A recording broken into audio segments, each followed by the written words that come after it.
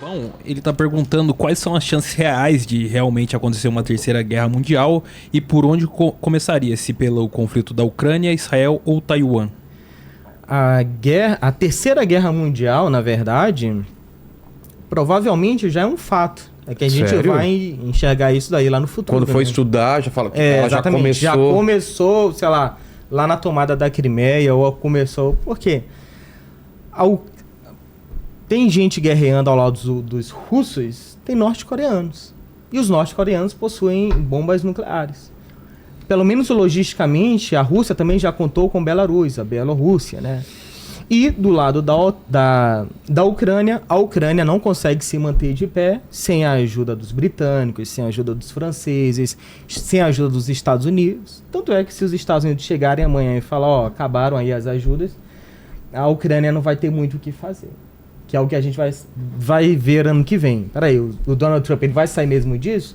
Então a Europa vai ter duas opções, basicamente. Eu vou dar de ombros, a Ucrânia que se vire, vai ser tomada e pronto. Ou o espaço que os Estados Unidos deixaram, a Europa passar a ajudar. Porque o que vai acontecer é o seguinte.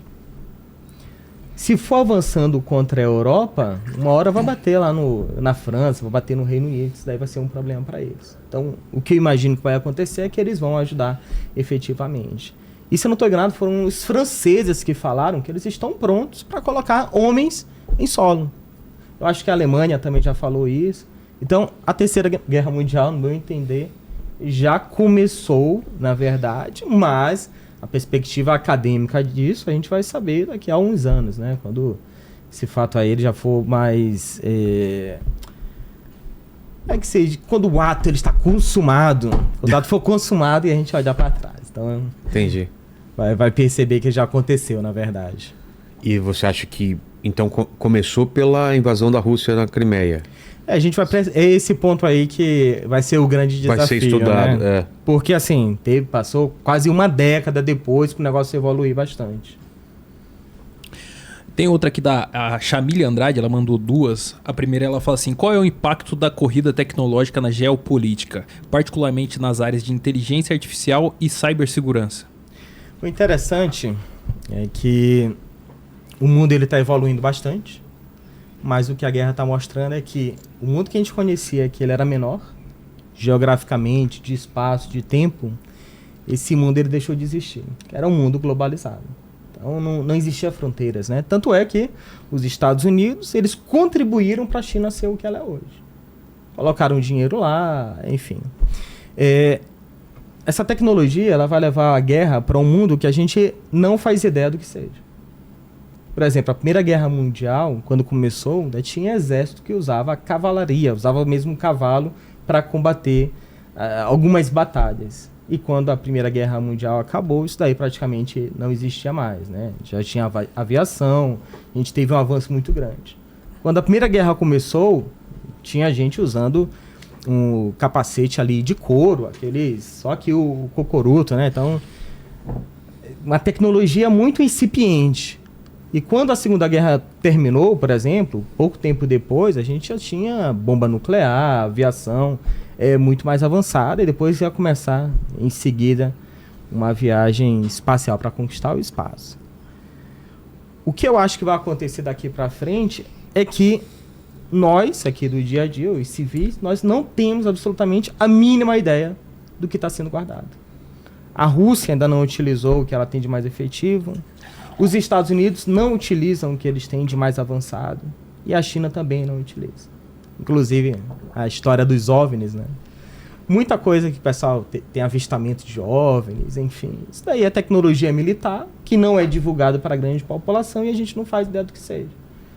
Então, sei lá, tem aeronaves, tem drones que viajam numa velocidade muito superior do que a gente imagina, ou tem tecnologias que parecem filmes extraterrestres, isso daí já existe, mas simplesmente não é divulgado para a gente. Em relação à tecnologia, um exemplo que eu acredito que vai acontecer lá na China, em Taiwan, é o seguinte, vai ser o bloqueio da internet. É totalmente difícil, porque tem muita redundância o sistema de internet, de cabos submarinos, de satélite, mas eu acho que uma das grandes demoras da China para invadir Taiwan é porque quer fazer uma invasão no escuro.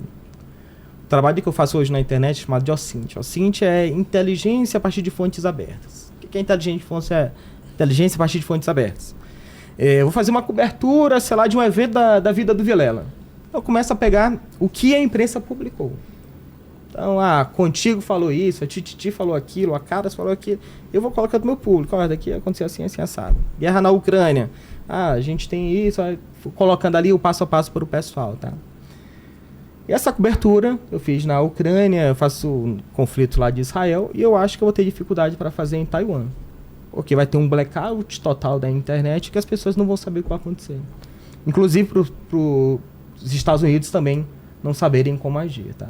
A gente vai saber depois de, sei lá, 1, 2, 3 dias o que vai acontecer. Então, em relação à tecnologia, num caso prático de guerra, eu acredito que vai acontecer isso, e a conquista do espaço. São coisas, na verdade, que estão ligadas. A segunda pergunta dela é: qual o futuro das relações internacionais envolvendo a Rússia, considerando as sanções econômicas e o prolongamento do conflito na Ucrânia? A Rússia não está ligando muito para sanções internacionais. Quem se importaria, por exemplo, seria um Brasil da vida, que é muito dependente de outros países. A gente está vendo uma reorganização dos países que são párias, ou que podem ser párias. Então, de ter uma nova moeda do BRICS, de ter um novo sistema de compensação financeira, de compensações comerciais.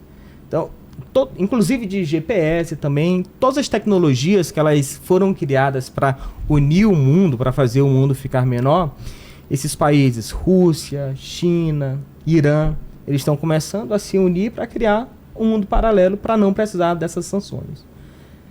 O que aconteceu com a Rússia em relação às sanções econômicas fez um grande alerta ser ligado para todos os países. Porque antigamente era o seguinte: um país está em guerra, ele continuava conseguindo fazer compensações financeiras.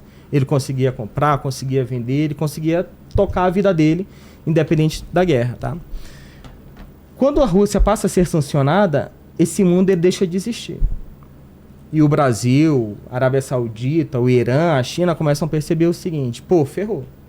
Se a gente começa amanhã uma guerra, por exemplo, do Irã contra a Arábia Saudita, da China contra Taiwan, eles vão desligar os financiamentos, compensação financeira, a gente não consegue fazer mais nada. Então a gente precisa se virar com o que tem, desdolarizar o mundo, por exemplo, que é o que eles estão trabalhando agora. Tá? Então, antes de avançar, o mundo ele vai ter de ser reconstruído, na verdade, para ter um mundo paralelo. Vai ser esse mundo civilizado, ocidental, enfim, e o mundo que é visto como algumas pessoas chamam de eixo da ditadura, eixo da resistência, eixo de pares, enfim. Tá? Então a tecnologia ela vai ser primeiro para reconstruir esse mundo, para depois avançar. Tem uma outra aqui do Rodrigo, ele fala assim: você mencionou a possibilidade de um conflito nuclear entre Estados Unidos e Rússia em um dos seus vídeos. Quão real é essa ameaça? Foi ameaça nuclear entre? Estados Unidos e Rússia. A ameaça nuclear é o seguinte: as pessoas pensam que uma guerra nuclear, um vai soltar uma bomba no outro e o mundo vai acabar a partir daí, né? Inclusive, existem sistemas, naquela política do MED, de destruição mútua assegurada, que vai garantir efetivamente isso. Se a Rússia for destruída, ela consegue destruir os Estados Unidos quase que simultaneamente, e o mundo como a gente conhece, ele deixa de existir. Mas o cenário mais plausível de uma guerra nuclear é: eu jogo uma pequena bomba nuclear no seu país e você joga uma pequena bomba nuclear no meu. E assim a gente vai escalando aos poucos. Então, a Rússia, se ela for fazer um ataque nuclear à Ucrânia, por exemplo, ou à Polônia, ou a qualquer país, ela não vai jogar uma bomba que vai destruir a Europa, que, enfim, a gente vai entrar no inverno nuclear e vai ser aquele cenário apocalíptico de filme. O que a gente vai ter, na verdade, são passos. Provavelmente, a Rússia vai avisar para os Estados Unidos: vou fazer um ataque nuclear na Ucrânia tática, um ataque tático. Um ataque pequeno a uma instalação militar, por exemplo. Faz esse ataque.